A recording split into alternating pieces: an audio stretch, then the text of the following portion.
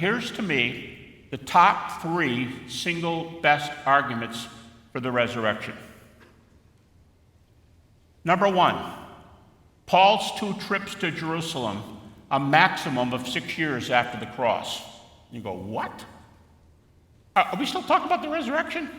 Are Paul going to Jerusalem? Both. Paul goes to Jerusalem 3 years after his... All right, let's back up. If you put the cross in 30 AD, if you put Paul's conversion in 32 to 33, these are normal years whether you're believers or unbelieving scholars. Okay? Cross 33 is 30. Some take 33. But let's go with, it's a nice round number. Let's go with cross 30. Paul's conversion, 32 to 33. And 3 years later, he goes to Jerusalem by his own numbering. He tells us this in one of the accepted Pauline epistles by every atheist scholar who writes, which means he was in Jerusalem at, I said 6 years later, either 35 or 36 AD. Why is that important? And how does it relate to resurrection? In Galatians chapter 1, verse 18, he says, after I was converted and after I spent 3 years in the desert, we find out he's been doing some preaching too. He said, I went up to Jerusalem and spent 15 days with Peter and James, the brother of Jesus. And he uses a Greek word describing his visit. The Greek word is hysteresis. The root word is histor. The root word is spelled H-I-S-T-O-R. It's the Greek word from which we get the English word history. Now, it would be one of Don Carson's exegetical fallacies to say that since this word is the root word for our word history, it must mean history. It doesn't work like that. However, if you check Kittle's huge 10-volume with dozens of pages on this word in this Greek study, it'll tell you that that word has been used as far back as Herodotus, the father of history, so-called, the Greek historian. A little bit of change on the dates, but at least 6 centuries before Jesus, 5 or 6 minimum. And he used this word over and over and over to refer to history writing, and so have a number of other Greek scholars. Doesn't have to mean history, but it seems to mean something like that. So, Paul goes to Jerusalem, he meets with Peter and James, and he's talking / dialoguing. The Greek word hysteresis, by the way, means to investigate or to question. And what's his topic? Well, we'll answer that in just a second. But remember what the whole theme of the book of Galatians is. Here's the theme of Galatians in one sentence. It's all about the gospel. If there's too much, it's heresy. If it's too little, it's heresy. Get it right. That's it. That's the book. What do you think they were talking about, and why would Paul put this in Galatians? They obviously were talking about the gospel, and we'll show you in a minute that they were. All right, so he's there just those years later. Now, a lot of critics do not think eyewitnesses wrote any of the 4 gospels. And we can make arguments, and we need to make arguments for that. But they don't think that eyewitnesses wrote it. But Bart Ehrman says,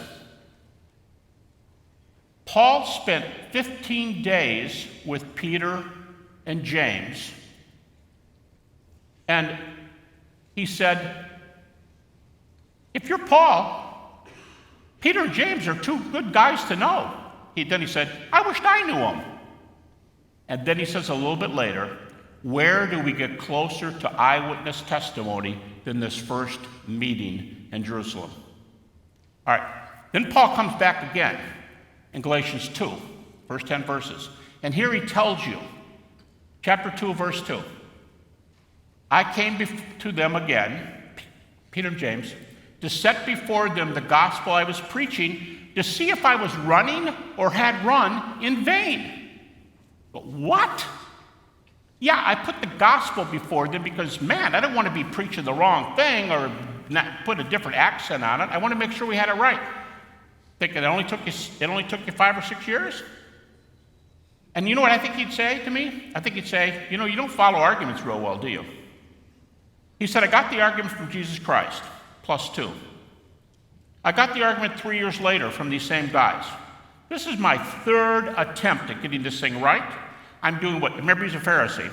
I do what any good researcher does. I'm checking out and reviewing my sources periodically to make sure we're in the same path. I'm like, whoa, makes it look like a whole different person. He knows how to do research. He's a Pharisee. And it says in verse 2, I asked them about the gospel. He's already said in 1 Corinthians 15 and elsewhere, the gospel has to include at least these 3 points. There's others that make it in once they're on the list, but these are the only ones that are there in the core. The deity and death and resurrection of Jesus. Some Christians say death, burial, and resurrection. Okay, burial's kind of common, but only makes it about half the time. Deity, death, resurrection. What do you think they're talking about? They're talking about the gospel. Well, what did Peter and James say? Don't keep us waiting. He says right after that, 5 words in English. They added nothing to me. They added nothing to me. Then he makes another point of revelation. Oh, by the way, John the disciple was there, he says. This is like Grimm's fairy tale or something. I mean, these are the 4 most influential Christians in the ancient world. Paul, Peter, James the brother of Jesus, and John. No one's more influential. They're all there together. They're talking about the gospel, and they added nothing to me. Then just a few verses later, in verse 9, he said, they gave Barnabas and me the right hand of fellowship and sent us to the Gentiles, and they were going to stay in Jerusalem and witness to the Jews. I don't know how your church runs, but we don't give the right hand of fellowship to heretics. If you're blessing somebody and sending them out, that's another indication of agreement. So I think this is probably the strongest argument because, as Bart Ehrman says, it's the closest we get, even on the skeptical view, to eyewitness. Paul gets it from the 4 big scholars, all of them eyewitnesses, and they all say, you got it. This is just huge. And this is why critics can't put down the early creeds, which I'll get to next. Number 2 is the emergence of early creeds, the knowledge of the early creeds in an early church. This started in the late 1800s in Germany, and it kind of evolved a little bit, but it really came to light in Germany and in England. In Germany, the first person to write about it was Oscar Kuhlmann, Earliest Christian Confessions, and he did it in the 40s and was published in French, throughout the 40s. It was published in French, German, and English. And then C.H. Dodd, professor of New Testament at Cambridge, did a little book called The Apostolic Preaching and Its Developments. And he does mostly the Acts sermon summaries, which are another species of creeds.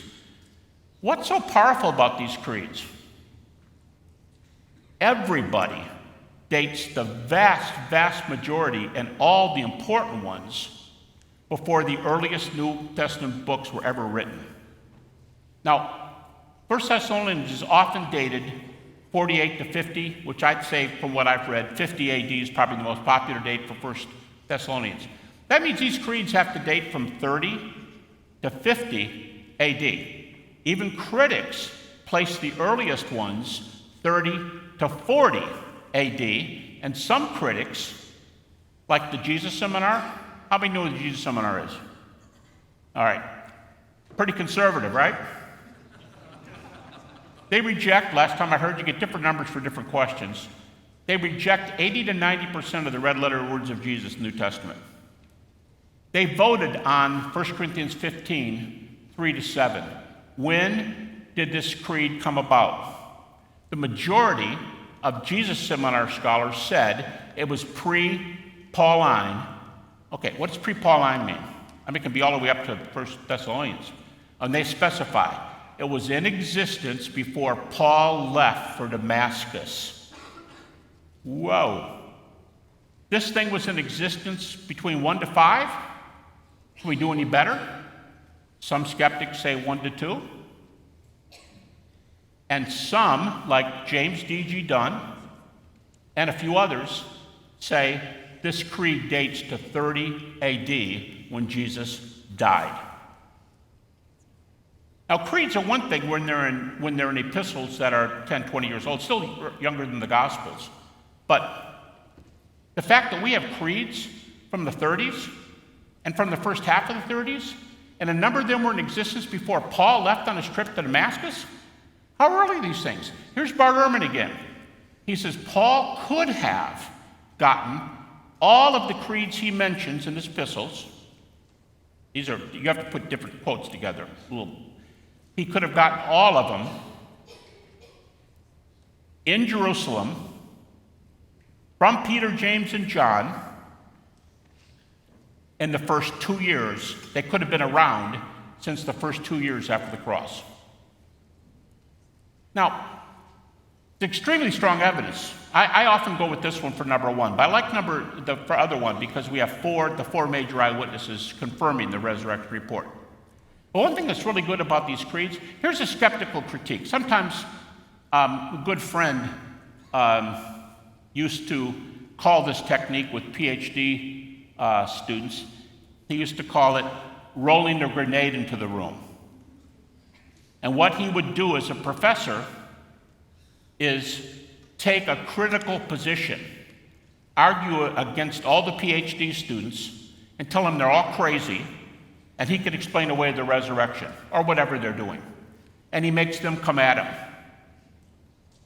And he says, it hones these folks really, really fast to have to answer on their own 2 feet. Okay, here's a quick comeback from a skeptic. You'll trap most Christians by using this critique. The creeds might be early, but they're nothing, they're hearsay. All they are is hearsay.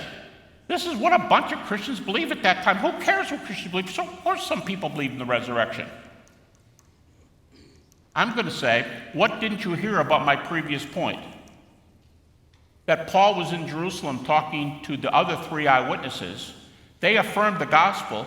Some of these things were there before Paul was converted. They affirmed them. Now that gives the push, that gives the probability to these little creeds going around and being written about in the epistles. And we literally, here's an example. Garrett Ludemi, before he died, he said, the preaching of the resurrection began immediately after the cross. In the New Testament, this is called homologia. It's a New Testament word, and it predates the creeds. I could have made a separate point on this one. I probably should have. Before the creeds were the teachings that the creeds encapsulated. And the teachings were the gospel teachings. Ready for this one?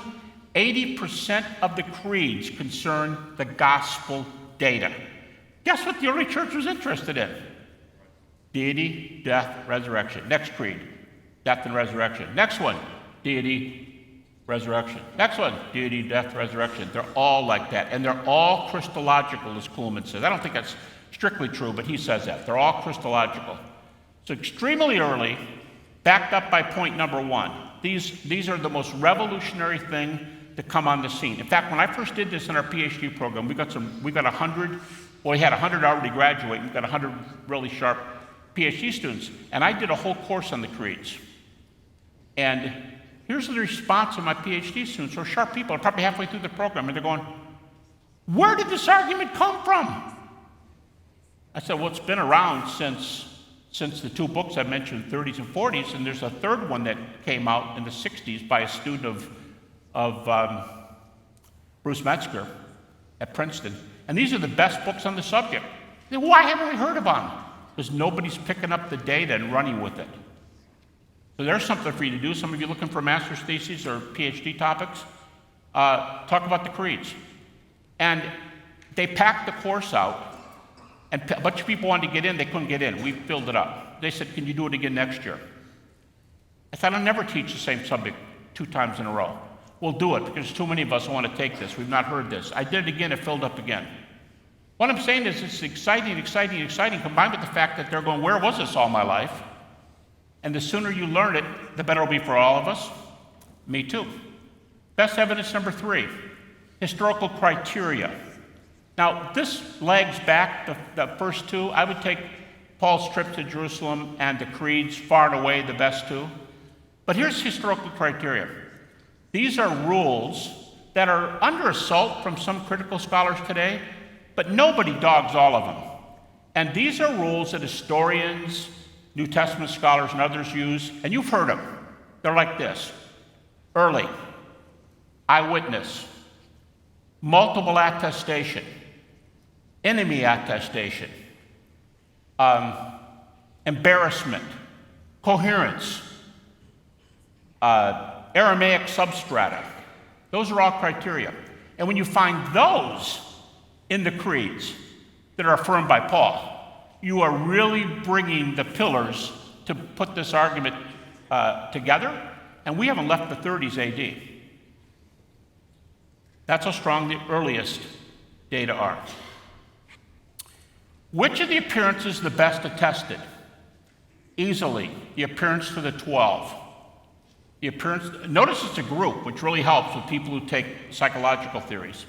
But easily, the best appearance is the appearance to the 12. By the way, I gave you a quote on Bart. I have to give you a quote on Dale Allison, what he said about the trip to Jerusalem. Dale said, Paul went to Jerusalem and talked to these guys and stayed with Peter in the first trip for 15 days. He said, the resurrection is the center of his message. There's just no possible way it can't come up in 15 days. That's Dale Allison, the skeptic. And by the way, Dale starts his first book on the resurrection, and his sentence, I'm paraphrasing, but it's very close to this. He's got a sentence that says, I have no doubt that after his death by crucifixion, Jesus appeared to his disciples. Okay, his second book just came out. My research assistant and I are reviewing it for the Irish Theological Journal, quarterly, ITQ. And Dale starts out his book this way on page 1. He said, I'm going to tell you my view right up front. A lot of people, he's a favorite of some of the Jesus mythers. They just like how critical he is. Here's what he says on page 1. I believe that Jesus appeared to that the disciples saw Jesus and that Jesus saw the disciples. That's on page 1. I mean, some things are changing. All right. I raise question marks when I don't want to make an absolute statement that I can't give you chapter and verse for in the research. So I got a question mark here. It's very possible that a view that has literal appearances of some sort is the hottest theory going today. Well, here's another way to say it. It seems like more scholars believe something happened to Jesus after his death than those who believe that nothing happened to Jesus after his death. Now, when I say that, there are a lot of different opinions. There was an old view in the late 19th century that was very popular, and it popped up again 3/4 of the way through the last century, and it goes like this. Jesus was really raised from the dead, truly, but he was not raised in a body. He was raised spiritually, like what Acts seems to say happened to Paul on the way to Damascus in Acts 9, 22, 26. So, and they are resurrection proponents, but they don't believe in bodily resurrection. You say, how can you do that? Well, let me give you an example. I know Christians in the churches I've been a member of. A number of Christians think that Paul saw that kind of Jesus from the descriptions in Acts. I think they're wrong, but they think he saw that version of Jesus on the way to Damascus, and they just add the step that that's maybe the way all the appearances were, which is kind of a liberal move in the data, but they don't read that stuff and they don't know. But what I'm saying is I know a number of evangelical Christians who take that view based on Acts 9, 22, 26. You can debate that. But all I'm saying is not all appearance views are the same. There are different varieties. Okay, let me talk a little bit about the minimal facts. I did my dissertation on the resurrection back before like 92.3% of you were born, 1976. See? And so I've been working on the resurrection for a long time. This magnum opus started when I started to update my bibliography in the late 1990s. I updated my bibliography from 76 on until about 2013. So I updated my bibliography for, almost 15 years. And then I started writing. The the writing of the first volume, I'm done with almost all of the magnum opus, but it has to be edited, and they're bringing it out one volume at a time. The entire magnum opus is 5,500 pages long. It's being divided into 4 volumes of approximately, rounded off, approximately 950 or 1,000 pages per volume. They gave me the figures, and if you know what Kittle looks like, Kittle's Greek New Testament, the 4 volumes are about the size of 4 volumes of Kittle. That's about how big they are. There's a lot of data here. The first volume is on the evidence. How much evidence do we have for the resurrection? And it's about 1,300 pages long. Now, what did I find? I have 6 minimal facts, which I think if a critic grants those, and virtually every critic will grant the facts, but not our interpretation of the facts, i.e. Jesus was raised. But they will grant the facts. The earliest disciples believed they saw the risen Jesus. You see, take those 6, and I spent 600 pages on those 6 facts and a few odd ones that are a little outside the margins there. 600 pages. Guess how many evidences per fact? Average. About 20 major and minor arguments per fact. Now do you know why almost nobody's arguing with them? Now let me say it again. They will grant that something like that happened, but they don't grant the interpretation. Of course, Bart Ehrman, I say all the time, Bart Ehrman's an atheist. Ludeman died an atheist. I don't know where Spong was, but he must not have been a whole lot further away. They died atheists. And so obviously I'm not saying they believed in the resurrection, but they believed in those facts. Some of the other facts are Jesus died by crucifixion, number 1. The disciples thought they saw the risen Jesus, number 2. The preaching started very, very early. Ludeman said right away. He said immediately is his word. 4, their lives were transformed as a result, being willing to die. Now, I agree with Sean McDowell and others who have written, you can't prove many of the disciples died for their faith. We don't have early enough data. But interestingly enough, we have 3 reports of 3 early disciples who died in the first century, and they're the most influential ones. We have first century reports for Paul, Peter, and James, the brother of Jesus. Now, a lot of Christians think they couldn't kill John, so they exiled him. We have a second century report of John's martyrdom. Now, Sean doesn't think it's very good, so he says, yeah, it's not a good one for John. But at least we have 3 good first century sources that those 3, Paul, James, and Peter, all died for their faith. And the thing that's said about them is basically true. Paul by beheading, Peter by being crucified upside down, and James by being stoned to death. Josephus gives us the date on that. But back to the point here, about 20 different arguments for each minimal fact.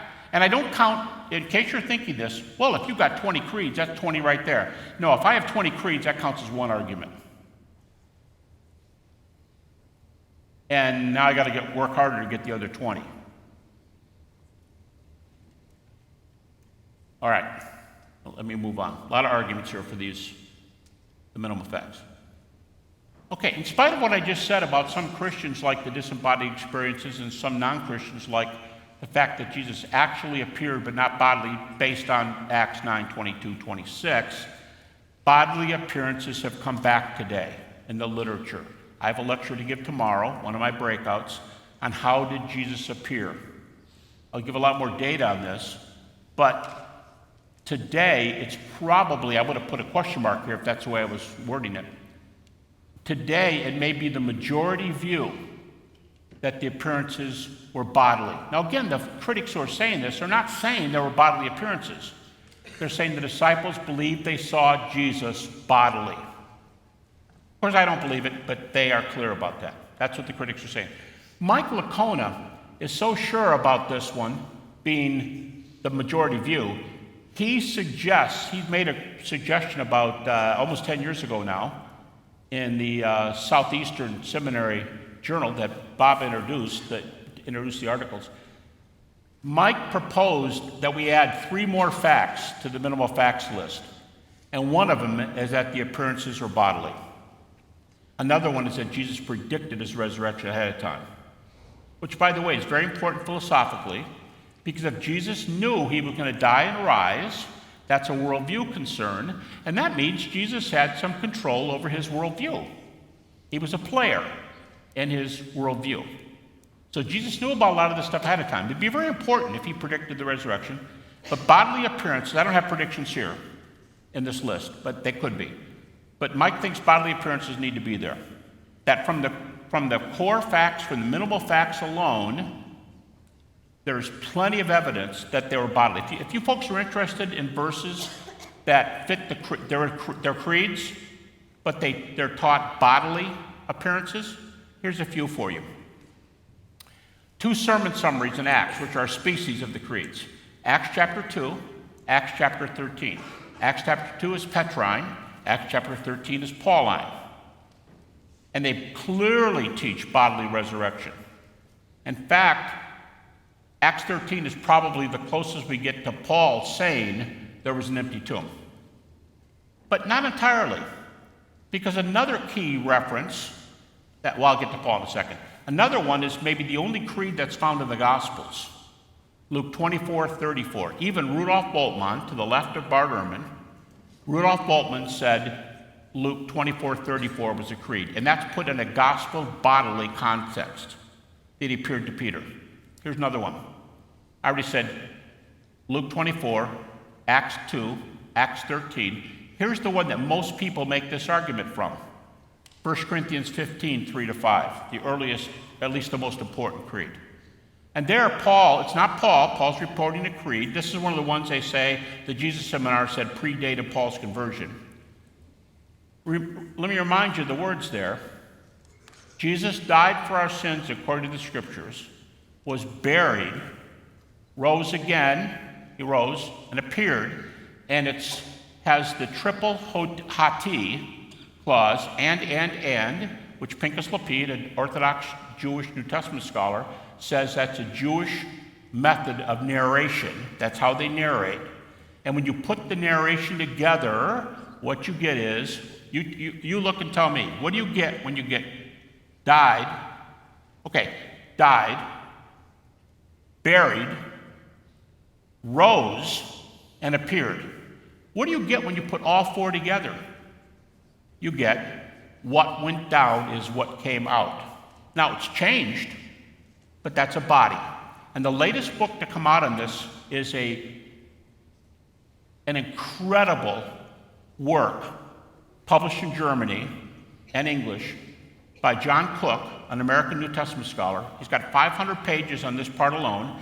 And here's how he starts page 1 of his book on the crucifixion and empty tomb. Then he has a separate one on the resurrection.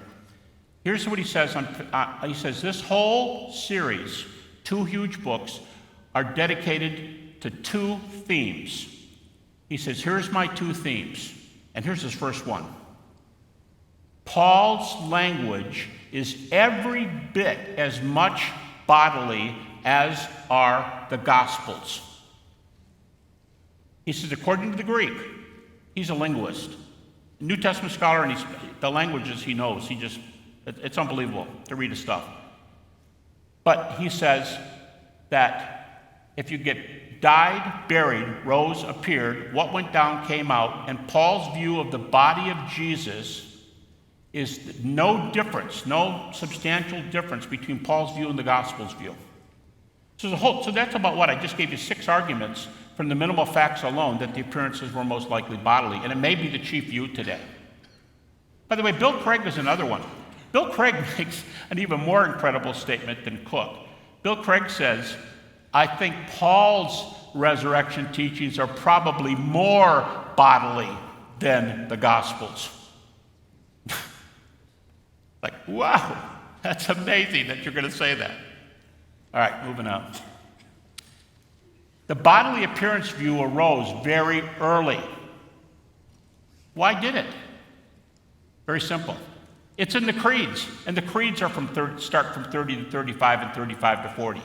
So if they're in the creeds, and I just gave you several examples, Luke 24, Acts 2, Acts 13, I left one out. Romans 8:11 is a great creed. He'll change our mortal bodies to be like unto his new body. But it's body and body. Sort of like Philippians 3, 20 and 21, which isn't a creed, but it's similar teaching.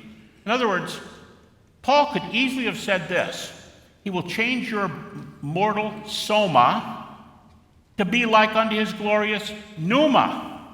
Wouldn't that be easy? If that's what the view was? He'll change your body to be like his spirit. Not what it says. He'll change your body to be like his body. So another real key creed. There you go, Luke 24, Acts 2, Acts 13, Romans 8:11, and that key passage in particular, most people point to 1 Corinthians 15, the sequence in verses 3 through 5. Okay, bodily appears very early because these texts are very early. All right, how about the Gospels? They're coming back into play again. Thankfully, they're coming back into play. Now, I told you I had 600 pages in this first volume on the minimal facts and a few other odd ones. I have 200 pages on just 5 chapters in the Gospels and 11 verses in Acts. I've got 200 pages on Matthew 28, only 8 verses in Mark 16, according to virtually every scholar. Luke 24, John 20, John 21, and Acts 1 through 11. 200 pages.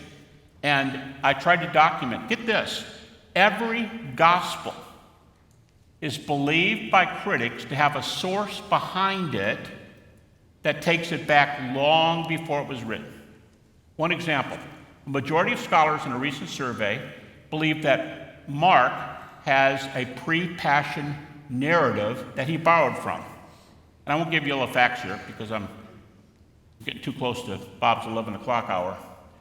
But he says that in this text alone, that you have this early data, and it goes back so early.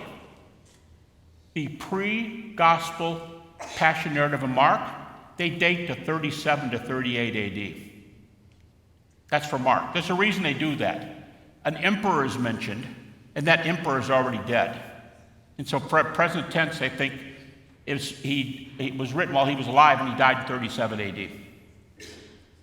That's the source behind Mark. John is believed to have a signs a signs report behind him, miracles. Luke, of course, in Luke 1:1-4 says he interviewed the eyewitnesses. Matthew, we have an odd statement in early post-New Testament history from Papias that Matthew wrote the first gospel in the form of logia, or sayings, and every person translated as they could. But these are sources, so the Gospels are coming back. And you're talking about scholars like Richard Burridge, he was a classicist at University of London, and he did his PhD in classics, arguing. See, when I went to Bible college, we were told not to say that the Gospels were history or historical genre. In fact, we are often said, Christians are given to kind of real mystical language sometimes. It's Holy Spirit language that no other books are written in. That's kind of wild. But now, the view has changed, and Burridge wrote a dissertation saying, look at all the criteria for Greco-Roman biography. Now look at the 4 Gospels. They look just like Greco-Roman bios, biography. And that has become the majority non-evangelical and evangelical view today, that the Gospels are Greco-Roman biography. Well, if they're in a genre of biography, it doesn't mean they're proof or sure or all that, but it puts them in a more historical genre, and that's one of the reasons they're coming back. Besides Richard Burridge, Richard Bauckham, the 2 Richards, there's other leaders, James Dunn before he died. Hey, before James Dunn died, he has a theory, a huge book, almost 1,000 pages, called Remembering Jesus. And he has a theory that others have had, like Scandinavian scholars like Riesenfeld. He has a theory that there was note-taking going on while Jesus was preaching. You know what his chief source was? Dunn's? The chosen. I'm kidding. You know how in the chosen Matthew's taking notes? That's Dunn's theory. Not necessarily that Matthew did it, but come on, he's a tax collector. He had to know how to take notes. They believe people were there taking notes while Jesus was speaking. So it's not exactly a creedal theory, but it's a note-taking theory behind the Gospels. And Dunn puts passage next to passage and argues something's going on here, and people have text for this. So the Gospels are coming back. All right? I think I've got 4 more. And this one will shock you as much as anything I'm saying. First of all, it's going to shock you because you're going to say, why is this in the list? Nothing about the resurrection. Earliest Christology is the highest Christology? Well, first of all, it's in the list because you can't have the gospel without the deity of Christ, his deity, death, resurrection. Secondly, you see in the next point I'm going to do that it is connected to resurrection. But let me explain earliest Christology. Years ago, New Testament scholars thought that the Gospels, and here's how the critics date it: Mark at 60 to 70, Matthew at 80, Luke at 85, John at 95. And they argued that it took that long to get to John because Jesus' teaching was so deep. It took that long to unpack Jesus' high Christology. I and the Father are one. Before Abraham was, I am. A lot of other key verses. The clearest verse from the Greek of calling Jesus God is when Thomas does it in John chapter 20. The theory was, held by such stalwarts as Richard Bauckham, Jimmy Dunn, James Dunn, D.G. Dunn, and Raymond Brown, probably the major New Testament scholar in America at that time. They all believed that high Christology was birthed about 90 or 95 AD. Guess what? Brown died in the 90s, but the other two, and many others like them, Bauckham and Dunn, they say that theology, the highest Christology, was there coming out of the gates in 30 AD. What? If the old view is it took 65 years for that Christology to develop, in fact, here's how Brown said it. Brown said if Jesus had returned in 100 AD and read the Gospel of John, he would have said, that's where I was going. That's a cute little comment. But that it took that long to get that Christology out. Dunn, to a certain degree Brown, but Dunn and Bauckham and many others now believe that this Christology came out in 30 to 35 AD. And that's the phrase that's being noised abroad now. The earliest Christology is the highest Christology. And it starts in 30 AD. It turns Christology on its head. It's major, major, major. How do you get it? The creeds are the champions again, because the creeds call Jesus, they give Jesus the highest names in Christology. Philippians 2, every knee will bow and every tongue will confess. Philippians 2 says he was in the form of God. The next verse says he was in the form of a servant. But the form of God has need to take one moment here. Form in English does not mean much. I think of a form as a house is going up in my neighborhood and someone's got the house roughed in with 2x4s. I call it the form of a house. I can kind of see what it looks like. Not so in Greek. Primary definition of morphe in Greek is the essence of. Look it up. Doesn't always have to be the first definition, but the first definition of morphe is of the essence of. In the form of God, that early creed in Philippians 2 says he was in his essence God, if you go with that. That's Philippians 2. In Mark chapter 2, he forgives the sins of the man who comes through the roof, and they said, you can't do that, it's blasphemy. He says, so you know the Son of Man can do it. Rise, take up your bed and walk, which is a great apologetic for apologetics. Jesus is arguing that his miracle evidenced his message of forgiveness. But they taught very early on that Jesus forgave sins, that he was in the nature of God. They worshiped him. I mean, these are real biggies, right? Forgive sin is called God. He's worshiped. And you ready for the biggie? Scholars think this is the biggest. The texts claim, especially the Acts sermon summaries, over and over, he was seated on the right hand of God. According to the early text, the quickest way to be blamed with heresy and killed is to say Jesus shared the throne with his Father. But he also was of his essence, forgave sin, and is worshipped. And Bart Ehrman accepts this. However, he takes adoption theory. He doesn't believe that the high Christology. He explains it by saying Jesus was adopted, but he admits those things. Okay, why is this connected to the resurrection? Well, let me ask you the question. Why did the earliest Christology, being the highest Christology, why did that start in 30 AD? Boom. It was instigated by the resurrection. Here's how it happened. Oh no, he's dead. So-called Black Saturday. What are we going to do? We're going to go fishing again? John said that the male disciples were hiding behind closed doors for fear of the Jews. It was a really rough time. The women, bless their hearts, ventured to the tomb on Sunday morning. The men did not go with them as bodyguards. They were scared to death, according to John. That was a bad day on Saturday. On Sunday, Jesus rises from the dead. And here's the closest surmisal. If you put those two together, the bottom one first, here's the closest surmisal of what happens. He rises from the dead. What does that mean? It didn't take him long to say it. He must be who he said he was. Well, how do you know that? Well, think about it. Dead men don't do much. Who rose him? Who raised him from the dead? His Father? Oh, so God's in the business of raising heretics? No, he must be a righteous teacher, and those things must be true, and Christology exploded, birthed by the resurrection. They had to explain how God would have done this when he wouldn't raise a heretic. And he that stands before us is the risen Son of God who forgives sin, seated on the right hand of God. Oh, I forgot one of them. Pre-existent. That's also in Philippians 2 Creed. Pre-existent. He goes back to the beginning. Okay. You know the result of resurrection is afterlife. Of all the things that are said to be true in Scripture, we just said Christology came from the resurrection. Boom. The thing that's tied to the resurrection more than any other in Scripture is believers will be raised.